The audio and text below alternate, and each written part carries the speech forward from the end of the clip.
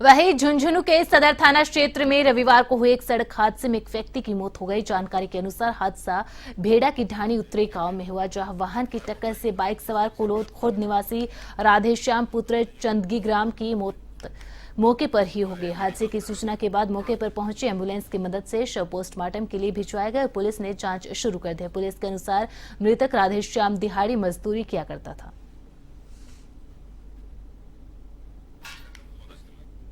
11:30 बजे पर कंट्रोल से सूचना आई थी कि बेड़ू की ढाणी के पास में एक एक्सीडेंट हुआ है मोटरसाइकिल का, जिसको किसी अज्ञात वाहन ने टक्कर मार दी।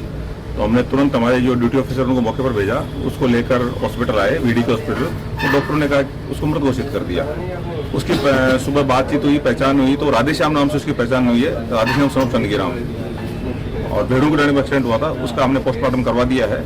और अलवर के बड़ौदा मेव में भरतपुर रोड पर दर्दनाक हादसे में 2 की मौत हो गई, वहीं 10 अन्य गंभीर घायल हो गए, जिन्हें जिला अस्पताल में भर्ती करवाया गया। जानकारी के अनुसार हादसा बड़ौदा मेव थाना क्षेत्र में शीतल रूपारेल नदी के पास हुआ, जहां वैन और टेम्पो के बीच आमने सामने की भीषण भिड़ंत हो गई। हादसे में करीब 12 लोग गंभीर रूप से घायल हो गए, जिनमें उपचार के दौरान 2 की मौत हो गई। पुलिस के अनुसार ट्रांसपोर्ट नगर में काम कर टेम्पो में बैठकर करीब 5 लोग अपने घर डीग जा रहे थे, तो मारुति में सवार करीब 7 लोग डीग से अलवर आ रहे थे। इसी दौरान शीतल रूपारेल नदी के पास हादसा हो गया।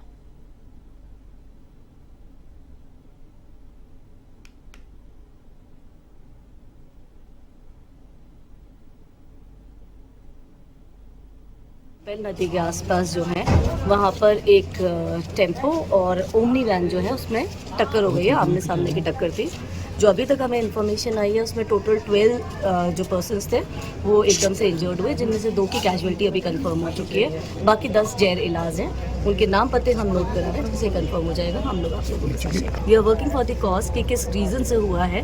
पहली जो हमारी प्राथमिकता थी वो ये थी कि जितने भी इंजर्ड हैं उनको हम हॉस्पिटल्स पहुँचा सके, उनको पहुँचा दिया। उन सबके इलाज जो है वो शुरू हो चुके हैं। तो उनके नाम पते मैक्सिमम जो रहने वाले हैं वो या तो बड़ौदा में खुद के रहने वाले हैं या भरतपुर एरिया के रहने वाले हैं।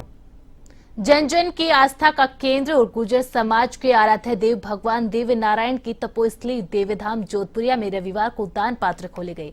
तहसीलदार नरेश गुर्जर की मौजूदगी में खोले गए दान पात्र से 6,975 रुपए प्राप्त हुए। इससे पहले तहसीलदार नरेश गुर्जर ने भगवान देव नारायण के दर्शन किए और क्षेत्र में खुशहाली और समृद्धि की कामना की, तो मंदिर ट्रस्ट परिवार की ओर से उनका स्वागत किया गया। इस अवसर पर पटवारी वीरेंद्र गुर्जर, थानाधिकारी जयमल सिंह, काफी भक्तगण भी मौजूद रहे।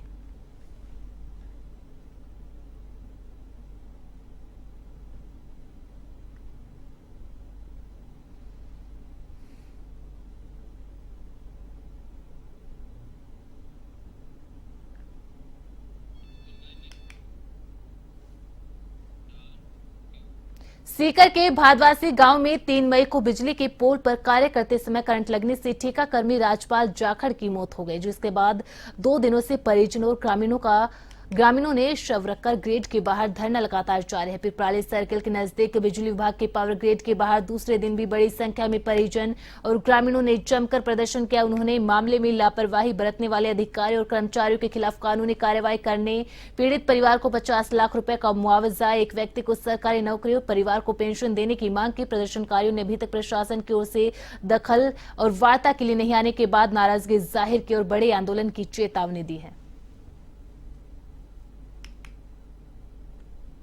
ये राजकुमार जाखड़ है, इस पिपराली ऑफिस के अंडर में पिछले 5 वर्षों से काम कर रहा था और 48 घंटे हो चुके हैं। जिस प्रकार से विद्युत कर्मियों की या डिपार्टमेंट की लापरवाही से ख़त्म हुआ है, 48 घंटे बाद में भी डिपार्टमेंट का कोई आदमी, जिला प्रशासन का कोई आदमी हमारे पास नहीं पहुंचा है। डेड बॉडी को हमने यहाँ रख रखी है। जिस प्रकार से जिन जिन लोगों ने लापरवाही की है उन लोगों पर हत्या का मुकदमा दर्ज हो और मृतक को सहायता तथा सुविधा पर नौकरी का आश्वासन के लिए हम यहाँ बैठे हैं। मृतक की सहायता के लिए 50 लाख की डिमांड रखी गई है। गरीब परिवार से था, पीछे से कोई कमाने वाला व्यक्ति नहीं था और डिपार्टमेंट और जिला प्रशासन जिस प्रकार से अनदेखी कर रही है, उस हिसाब से आसपास के गाँव जन लोग, परिवार के लोग सब यहाँ धरने पर बैठे हैं। जब तक हमारी मांगे पूरी नहीं होगी तब तक हम यहाँ से हिलेंगे नहीं। देश भर के मेडिकल कॉलेजों में विभिन्न पाठ्यक्रमों में प्रवेश को लेकर रविवार को नीट यूजी परीक्षा 2024 संपन्न हुई। मेडिकल, डेंटल, आयुष, वेटरनरी और चयनित नर्सिंग कॉलेजों में एडमिशन को लेकर ये परीक्षा हुई, जो शांतिपूर्ण संपन्न हुई, जहां MBBS, BHS, BMS, bachelor in dental surgeon और बीएमएससी नर्सिंग में प्रवेश को लेकर करीब 24 लाख स्टूडेंट्स ने इस परीक्षा में हिस्सा लिया।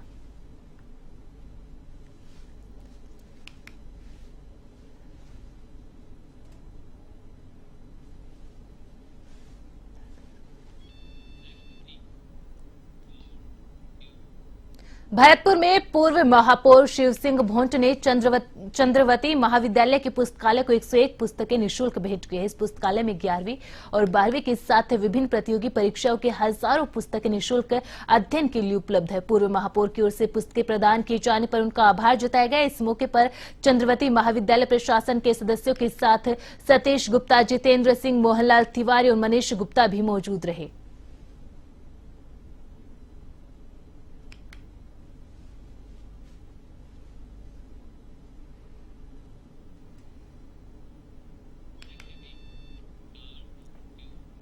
सवाई माधोपुर में दिल्ली मुंबई एक्सप्रेस वे पर रविवार सुबह एक कार एक्सीडेंट में 6 लोगों की मौत हो गई। वहीं 2 बच्चे घायल बताए जा रहे हैं। पुलिस के अनुसार सीकर निवासी एक परिवार कार से रणथंभौर गणेश मंदिर जा रहा था। इसी दौरान आज सुबह करीब 8 बजे सवाई माधोपुर में बौली के नजदीक बनास पुलिया के पास हादसा हुआ। मृतकों की पहचान अनीता पत्नी मनीष शर्मा, संतोष पत्नी कैलाश शर्मा, कैलाश पुत्र रामावतार शर्मा, पूनम पत्नी सतीश शर्मा, मनीष पुत्र रामावतार शर्मा और सतीश शर्मा शामिल है। हादसे में घायल 2 बच्चों को प्राथमिक उपचार के बाद जयपुर रेफर कर दिया गया है।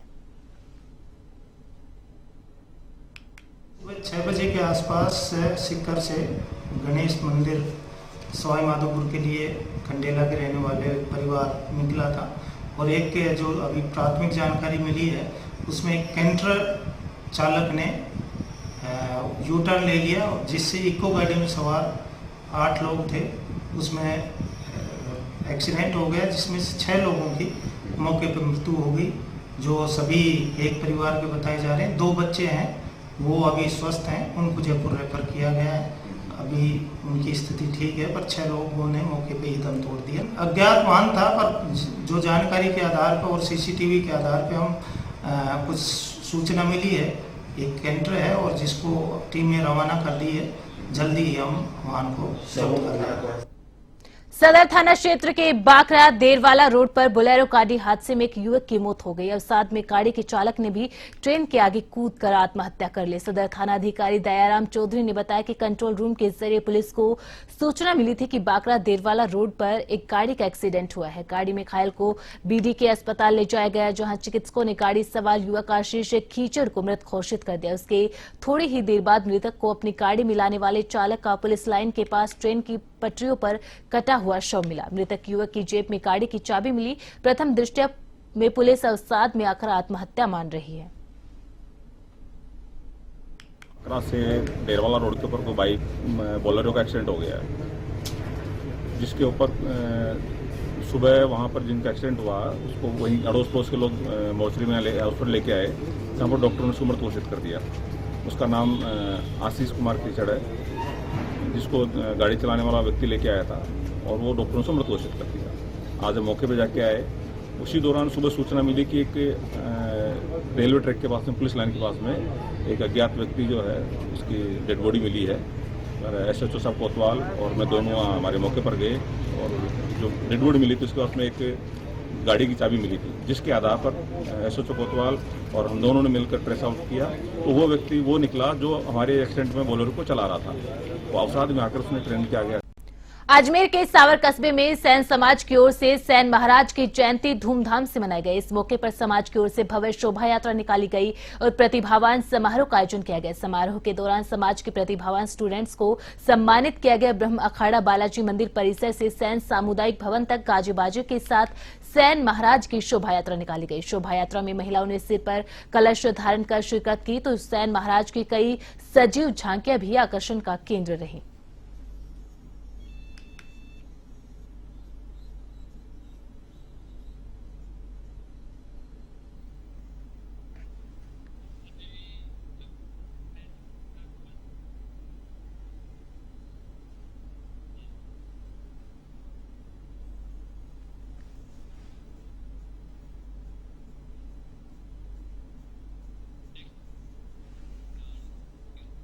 राजस्थान में मई की शुरुआत भले ही कम गर्मी के साथ हुई हो, लेकिन अगले सप्ताह के तेज गर्मी पड़ सकती है। 9 जिलों में 7 से 8 मई को दिन गर्म रहने के साथ यहां हीट वेव चलने की संभावना है। जानकारी के अनुसार राजस्थान के जिलों में दिन का तापमान 45 डिग्री सेल्सियस तक पहुंच सकता है। मौसम केंद्र जयपुर ने बताया कि राज्य में आज से अगले 3 दिन मौसम बिल्कुल शुष्क रहेगा। पश्चिम से आने वाली गर्म हवा से राजस्थान में तापमान बढ़ेगा, जो 44 से 45 डिग्री सेल्सियस तक पहुंच सकता है। बाड़मेर, जैसलमेर, जोधपुर, बीकानेर, चूरू, नागौर, झुंझुनू, कोटा, बारां में तापमान सामान्य से ऊपर जा सकता है। साथ ही इन जिलों में दोपहर में हीट वेव की भी चलने की संभावना है। इसे देखते हुए यहां के जिलों में येलो अलर्ट जारी किया गया है।